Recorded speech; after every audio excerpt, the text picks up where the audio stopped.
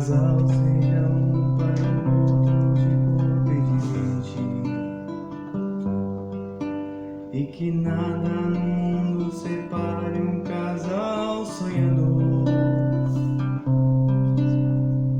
que nenhuma família se abrigue debaixo da ponte, que ninguém interfira no lar e na vida dos dois,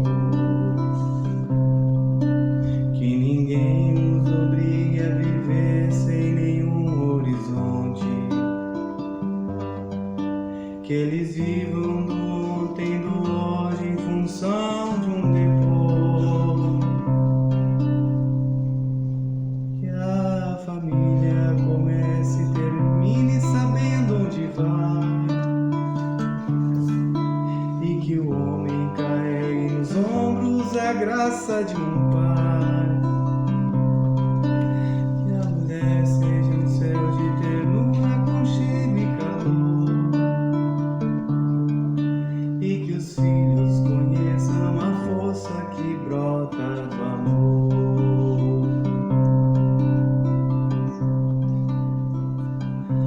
Abençoa, Senhor, as famílias, amém.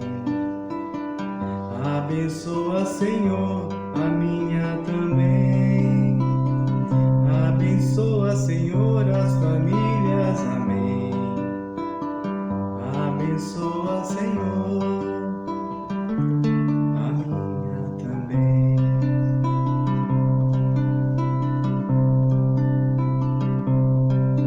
Que marido e mulher tenham força de amar sem medida, que ninguém vá dormir sem pedir ou sem dar seu perdão, que as crianças aprendam no colo o sentido da vida, que a família celebre a partilha do abraço e do pão, que marido e mulher não se traiam nem traiam seus filhos, que o ciúme não mate a certeza do amor entre os dois, que no seu firmamento a estrela que tem maior brilho seja a firme esperança de um céu aqui mesmo e depois, que a família comece e termine sabendo onde vai, e que o homem carregue nos ombros a graça de um pai, que a mulher seja um céu de ternura, aconchego e calor, e que os filhos conheçam a força que brota do amor. Abençoa, Senhor, as famílias, amém. Abençoa, Senhor, a minha também. Abençoa, Senhor, as famílias, amém. Abençoa, Senhor, a minha também.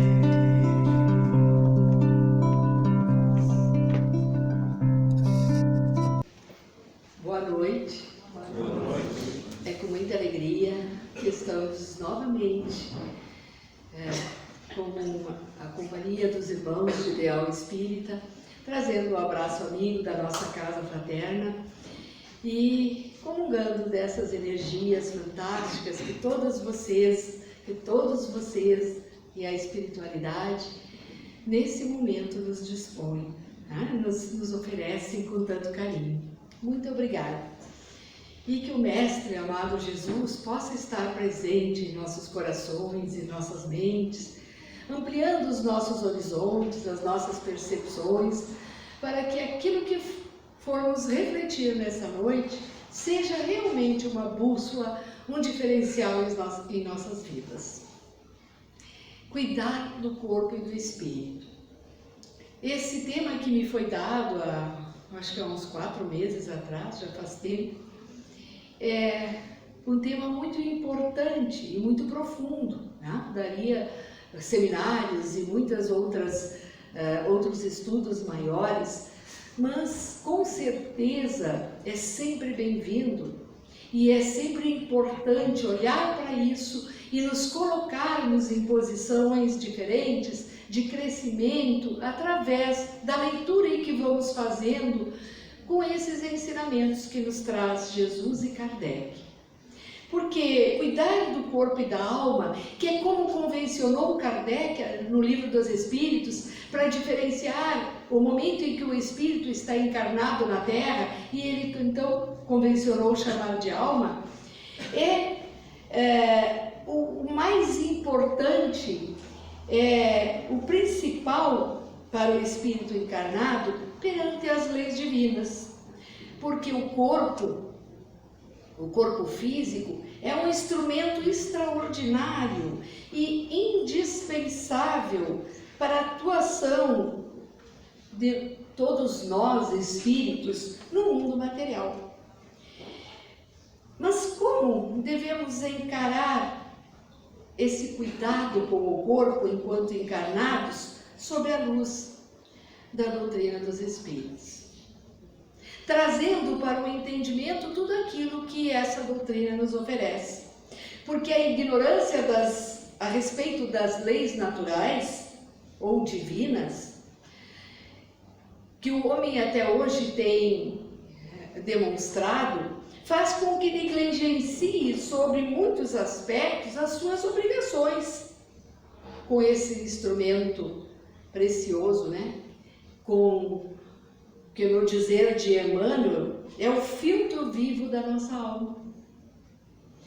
O corpo, e é nele que nós experimentamos as provações, passamos pelos resgates, vivemos alegrias e tristezas, aprendemos a aceitar as nossas doenças, mutilações, conviver com tudo aquilo que o mundo externo se apresenta e que vai primeiro se manifestar no nosso corpo, no corpo físico.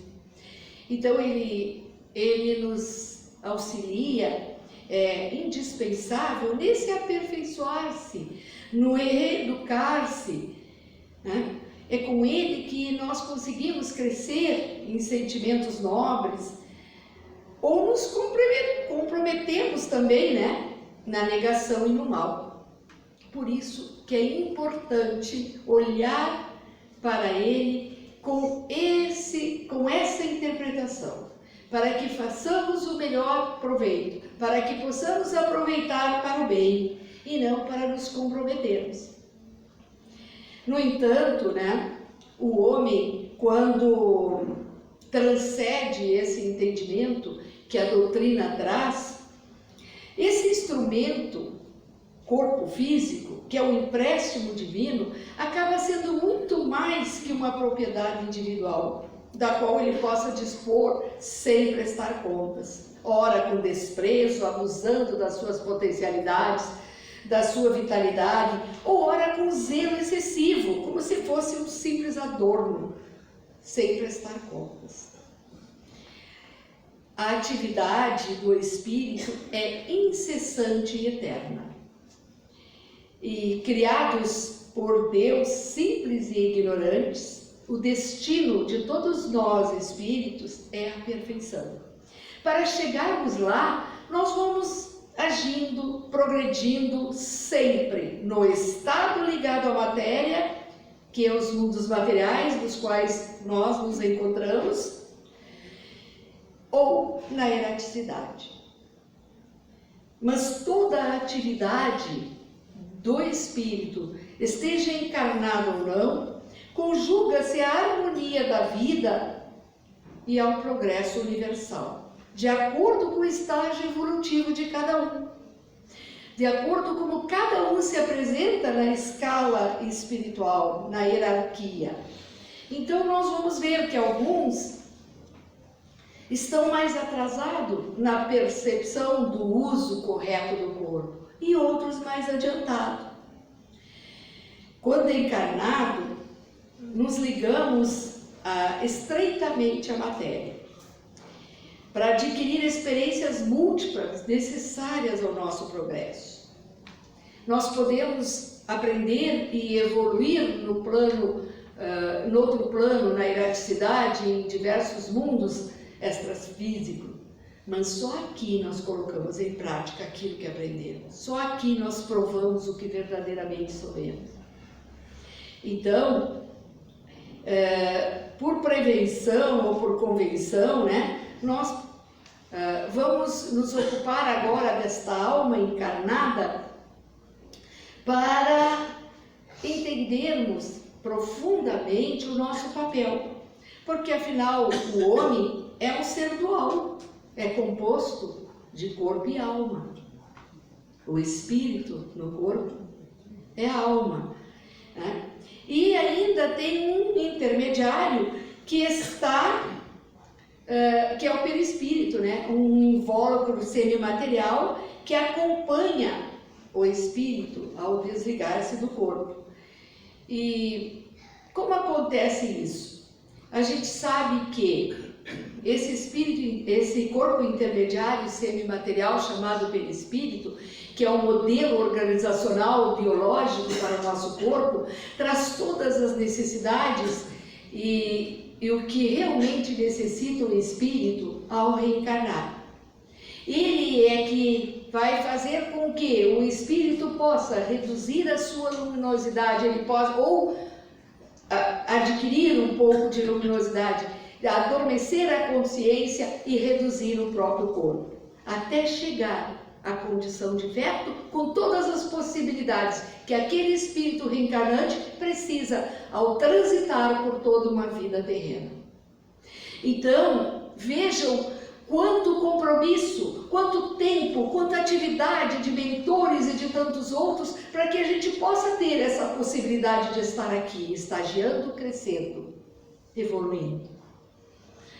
E essas são noções básicas da doutrina dos Espíritos, imprescindível ao estudo e à compreensão dos deveres e das obrigações de toda criatura para com as leis divinas.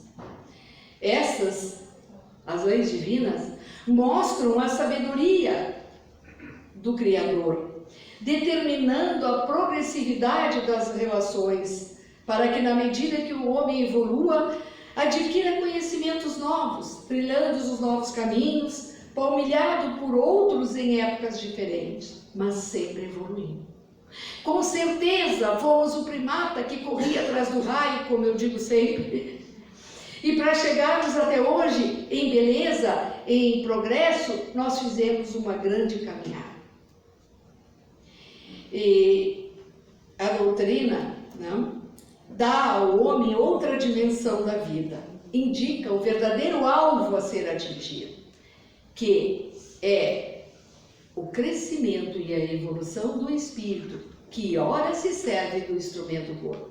Mas quantas vezes nós dissemos assim, o meu espírito, e na verdade é o meu corpo, eu espírito. Então, nem todos neste momento, mesmo aqueles que estão hoje nas fileiras do mundo ou dos entendimentos espíritas ou espiritualistas, podem dar conta desses conhecimentos novos, podem ver, né, despertos o suficiente para mudar o procedimento com relação à matéria, né, para que ela possa convergir para o objetivo mais elevado, para a conquista do espírito além da matéria.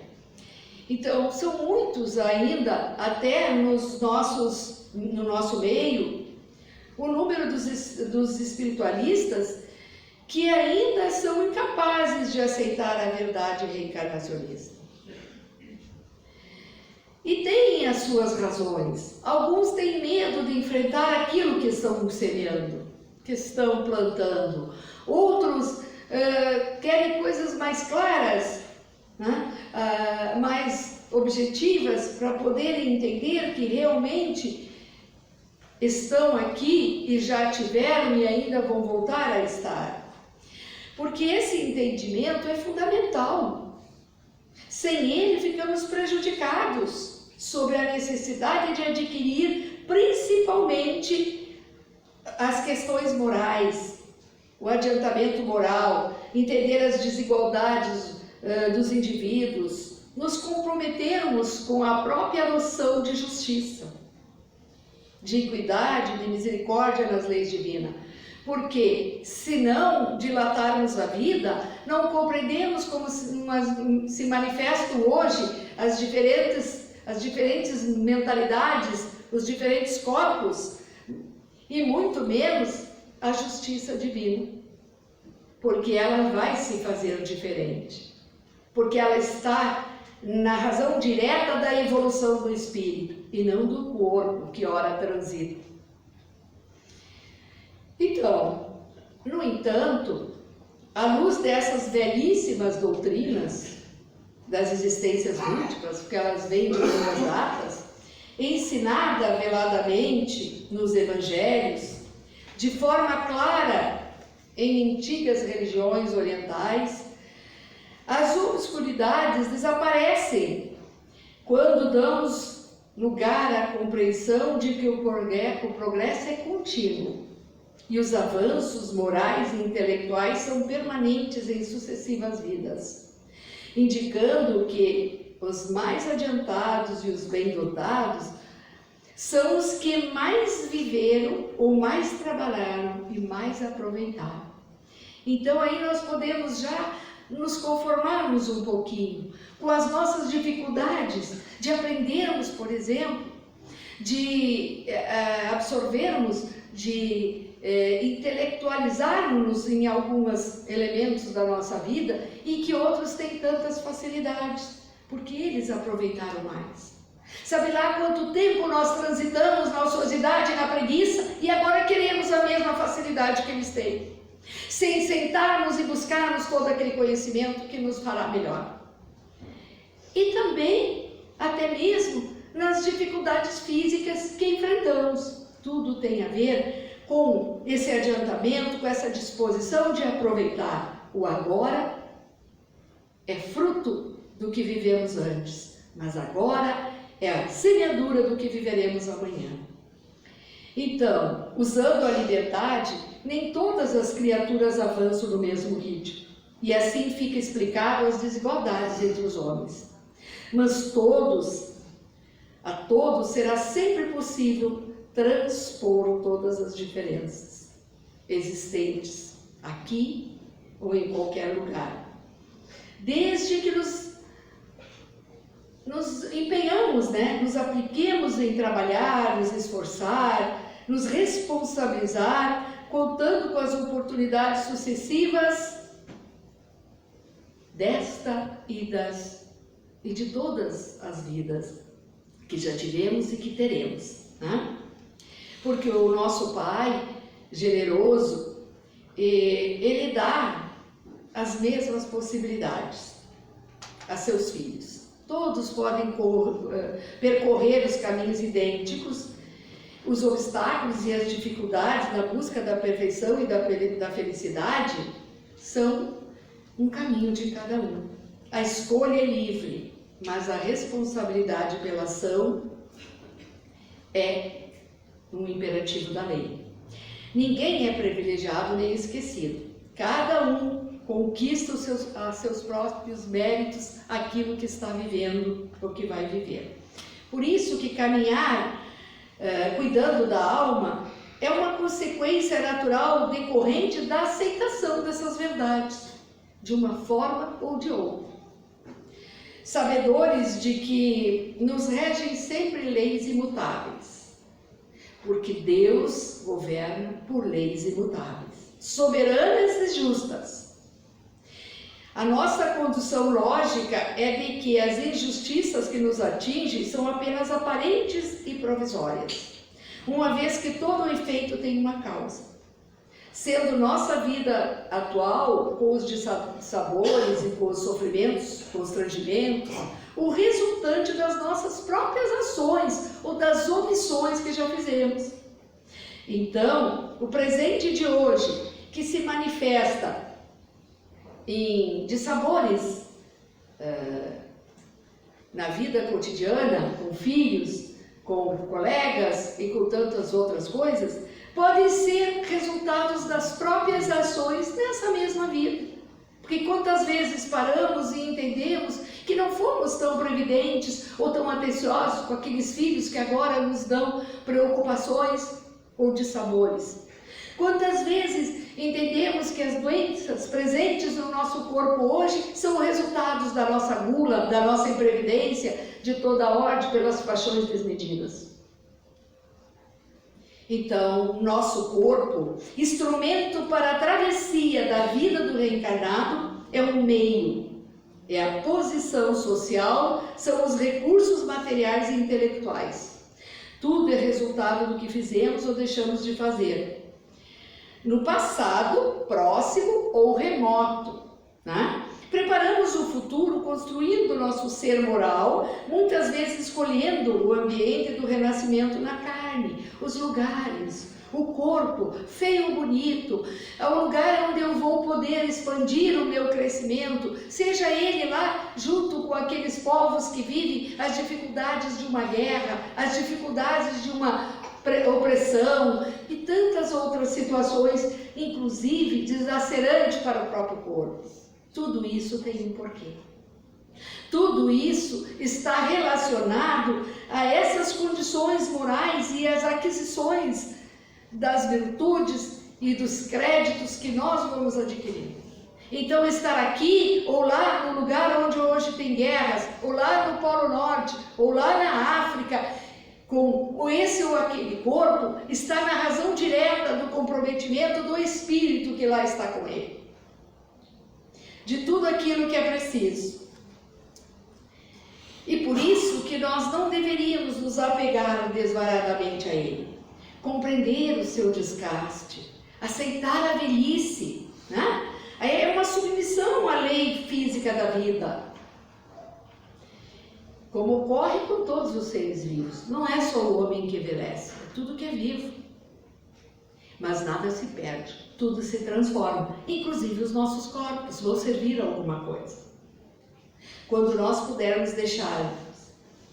Então, a incompreensão das finalidades da vida material é que traz esse excesso de vaidade que tem levado milhões de homens e mulheres em gerações que se sucedem ao narcisismo corporal, em detrimento do equilíbrio que deve existir no liame, corpo e alma. Isso não quer dizer que devemos desprezar ou não nos sentirmos bem e felizes com esse instrumento que nos foi possível e que foi um benefício que recebemos neste momento pela divindade. Mas que possamos ter um equilíbrio, que possamos também pensar naquele que sustenta este corpo, que é nós, o espírito imortal, né? E de outra parte, ao contrário desta volúpia para a beleza, para o narcisismo, nós também vamos encontrar seres numerosos que querem alcançar a felicidade entregando-se às macerações, aos sacrifícios corporais, voluntários de privações, retirando-se do convívio do mundo, evitando as lutas redentoras e isolando-se das dificuldades naturais da vida na procura da salvação egoística da alma, através dos meios inadequados, porque isolar-nos não vai nos fazer crescer. É preciso que tenhamos o máximo de contato com aquilo que possa promover o nosso entendimento, a nossa fraternidade, a nossa interação com aquele com os quais convivemos, que não por acaso estamos juntos, ou nos lugares onde fomos implantados. Excessos de alimentação, desregramentos lamentáveis da sexualidade, viciações transformadas em hábitos, degradam e prejudicam a saúde física e mental, como o uso do fumo, do álcool, das drogas. São flagelos corporais com reflexo no espírito, venenos atingindo lentamente e com sentido imposto inadvertidamente, inconscientemente, e que vai resultar nas problemáticas que iremos enfrentar no corpo, no presente ou no futuro, porque seremos responsáveis por esse instrumento. Então é por isso que nós nos deparamos com alguns corpos com deformidades ou com dificuldades das mais variadas. Tudo está na razão daquilo que fez antes. Porque aquele que envenena o corpo físico através das drogas, em algum momento vai ter que purificá-lo. Quem sabe numa próxima existência através da químio. Ou em outras tantas, porque há uma matemática que é necessário que se faça para o aprendizado. Não é castigo. Deus não castiga. Deus nos dá a cada um segundo as nossas obras, conforme disse Jesus. Então nós vamos aprendendo, e à medida que aprendemos, nós nos comprometemos a cuidar. Mas que seja esse cuidado através do entendimento, ao descortinar deste véu que a doutrina tanto nos oferece, e não pela dor. Bem, a natureza já ela mesma traçou limites, o limite do necessário, do equilíbrio em tudo que se relaciona ao corpo. Não é necessário que tenhamos esse entendimento. Aqueles que não descortinaram ainda a visualização dessa vida imortal e de tudo isso que a doutrina nos oferece, o que Jesus nos trouxe, também podem saber o limite. Porque o instinto, aliado à observação e à inteligência de cada um, estabelece esses limites, dos quais o indivíduo torna-se responsável pelos excessos prejudiciais, porque instintos nós ainda os teremos por muito tempo. Não é porque deixamos o reino animal quando assumimos o reino nominal, que deixamos totalmente os instintos. E ainda bem que eles ficam presentes em nossas vidas, porque senão seríamos candidatos a suicidas, quase que diariamente. Então, ultrapassando os limites impostos pela natureza, com a preocupação dos gozos exagerados, muitas vezes nos colocamos em situação inferior a esses irracionais, cujos instintos servem apenas para guiá-los nas necessidades da vida. Para nós, eles têm que levar mais adiante. Ocorre ainda, nos mundos moralmente atrasados, como a Terra, um fenômeno que põe à mostra a falta do senso de justiça e solidariedade. É a fraternidade, né? É o ver ao lado de um profundo egoísmo dos seus habitantes a desigualdade de bens e de meios e de oportunidades, até para conservar o corpo. Que muitas vezes não é por uma ânsia voluntária de prazer, mas é pela falta incondicional e existente de produtos básicos como água, como alimento e como assistência médica. Também nessas condições, nós que cuidamos do corpo, temos uma possibilidade, uma influência e uma, não digo obrigação, mas também algo a fazer com aqueles que estão nessas condições. Então, enquanto muitos se entregam a esses excessos, ao supérfluo, dos gozos dos bens destinados à sustentação da vida material, inúmeras coletividades, milhões de indivíduos estão em estado de carência, sujeitos à fome, à falta de água, de medicamento, de habitação, de transporte, numa triste situação de miséria. E alguém vai dizer, mas agora mesmo você falou que cada um está no lugar em que pode estar e tem o corpo que merece. Não nos desobriga de servi-los. Não nos desobriga de encontrá-los e de fazer o melhor. Porque o amor cobre a multidão dos nossos pecados. E quanto ainda temos nós a nos ajustar a essa lei que tantos violentamos em alguns momentos ou ainda continuamos? E quem sabe era exatamente para que nós estivéssemos lá e para que cessasse aquele momento de comprometimento com aquela alma. E pensarmos também nessas agressões mentais, espirituais, emocionais, porque elas têm um comprometimento muito grande ao manifestar-se, ao se materializar no corpo físico. A maior parte das nossas doenças, principalmente essas difusas que não se sabe localizar, está na razão direta dessas perturbações. Depressões, suicídio e tantas outras misérias morais, que resultam numa decadência física. Então, precisamos ver, claramente essa necessidade de solidariedade, de compreensão humana, de caridade, do amor, partindo de cada ser para compor essa vontade coletiva. Como essa, que há pouco eu vi a manifestação aqui, quando o companheiro pedia algo para dar a alguém. Isso é mérito e não vamos desprezar. Porque muitas das nossas doenças estão também nessa relação, na nossa incapacidade de ver o bem que fizemos e ficamos nas culpas do que já cometemos. Se Deus não nos culpa e nos dá outra oportunidade, por que nós o faremos? É preciso que teremos só essa dimensão do quanto podemos fazer e nos joguemos realmente para que isso possa ser feito.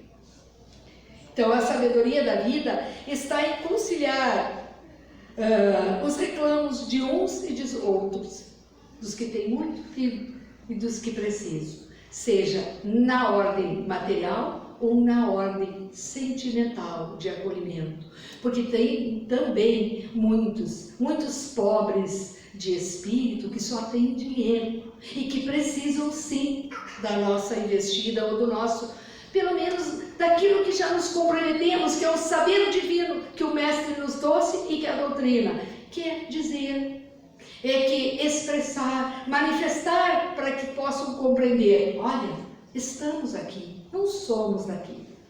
Já vai mudar muitas intenções, muitos propósitos, Então, esse equilíbrio, que é não perder de vista que somos um instrumento transitório na trajetória eterna, é que precisa estar presente, sempre em nossas vidas.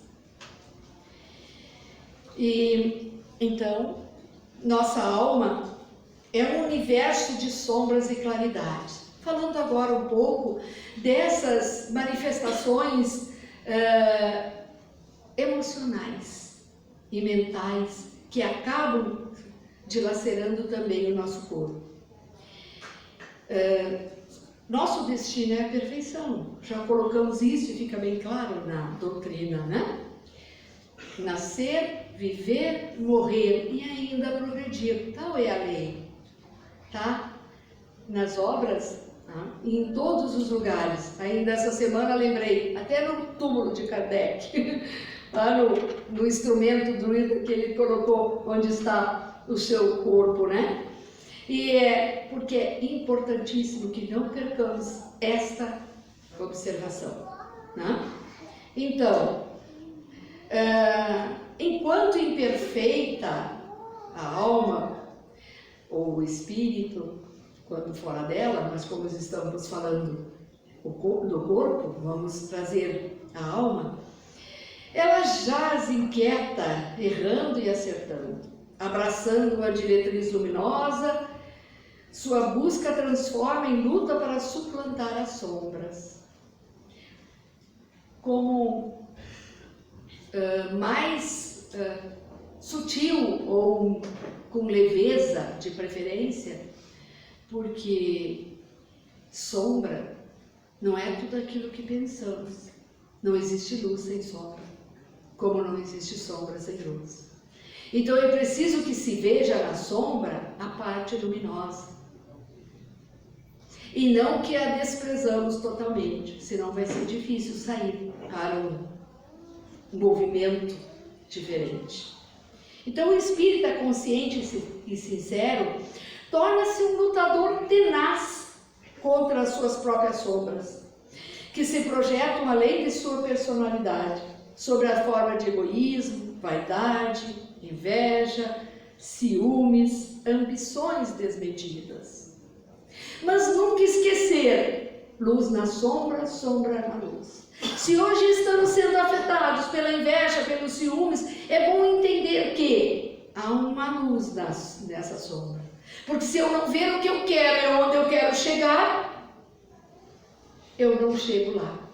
E isso também é, de certa forma, querer aquilo que os outros já conquistaram. E nesse sentido que nós podemos evoluir mais mansamente, sem querer cortar os pulsos, como eu digo, de uma hora para outra ficar perfeito. Mas entendermos que nessa transição com essas imperfeições, haveremos de ver que elas foram necessárias. O próprio egoísmo. Se um dia não tivéssemos olhado para nós, não tínhamos nos distanciado das feras que nos caçavam no ano passado. Hoje ele não pode controlar o nosso ser, não pode ser uma doença através do ismo, uma patologia. Mas ele já foi necessário. Para que pudéssemos nessa individuação, na conquista da nossa individuação, como diz o Jung, que é a trajetória do ser, da essência do ser imortal para o self, para essa perfeição que diz a doutrina. E isso é possível, assim, nos examinando, olhando para dentro de nós e buscando principalmente todo esse aporte de proteção e de luz e de espiritualidade que temos aqui e em tantos lugares, quando nos dispomos ao aprendizado, à partilha, à troca com esses irmãos que nos antecederam na nossa evolução, no mundo maior, nessa projeção, e que podem, e com muito prazer, nos trazem intuição e luz. Então, reverter o quadro é obra para muitas existências, não há de se ter pressa. Praticar a caridade, a compreensão ampla dos nossos semelhantes, aceitar as situações irreversíveis, o serviço constante no bem é a programação da reforma e do renascimento interior, nesta e para as outras existências, na carne ou fora dela. Através da qual nos resgataremos, as culpas, nos desfaremos das cadeias que nos prendem a essas imperfeições morais, porque só nós podemos mudar a nós mesmos. O desenvolvimento e a duração dessa transformação é variável. Já colocávamos antes. Depende da aplicação de cada um, da capacidade para a renúncia e para o sacrifício. Mas sempre entendendo, não estamos aqui para sofrer. O sofrimento é uma condição. A dor física ou moral funciona como um poderoso agente retificador, mas não é só. Há também essa percepção de ir pelo amor, aproveitando o aprendizado e a experiência dos outros, ajudando-os a transpor aquelas dificuldades que transporamos, também vamos nos impulsionar para transpor as nossas. Então, o conhecimento espírita auxilia extraordinariamente a identificação das causas do nosso sofrimento, levando a alma encarnada a aceitá-los com paciência, resignação, sem a revolta e a rebeldia própria dos que renegam a justiça das leis de Deus por ignorância. Porque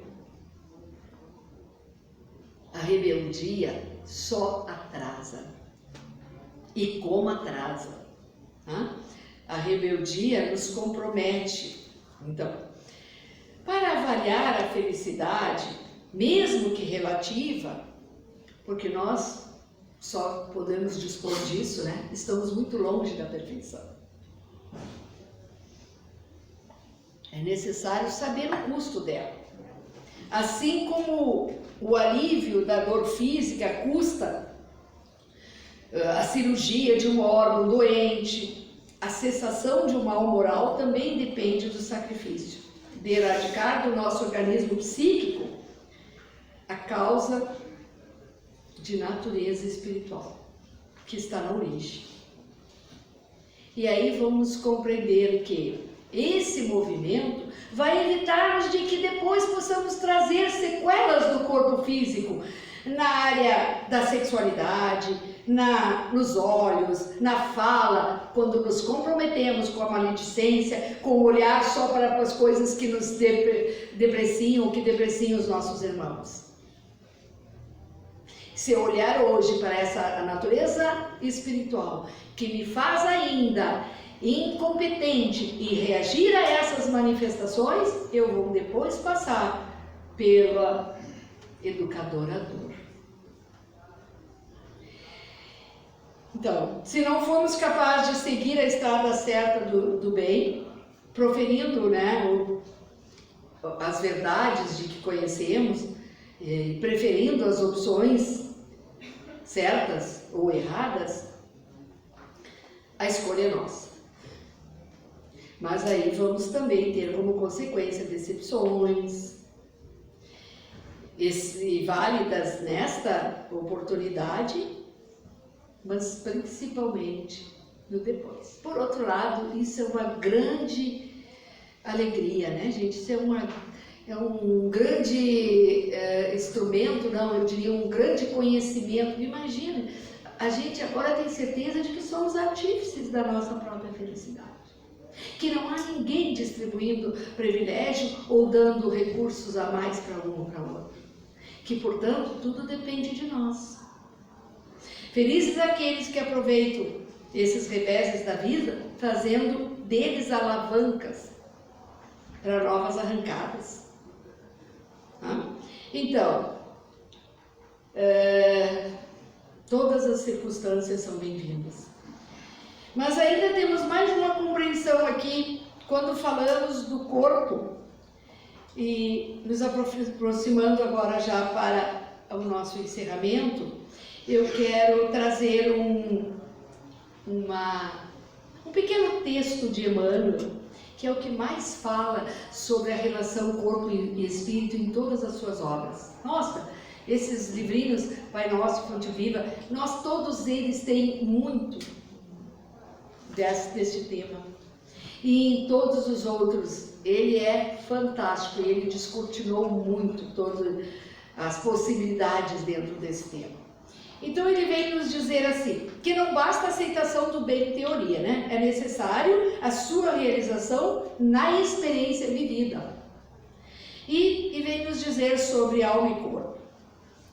Nossos pensamentos expressar-se-ão segundo os sentimentos, tanto quanto os nossos atos são exteriorizados conforme pensamos.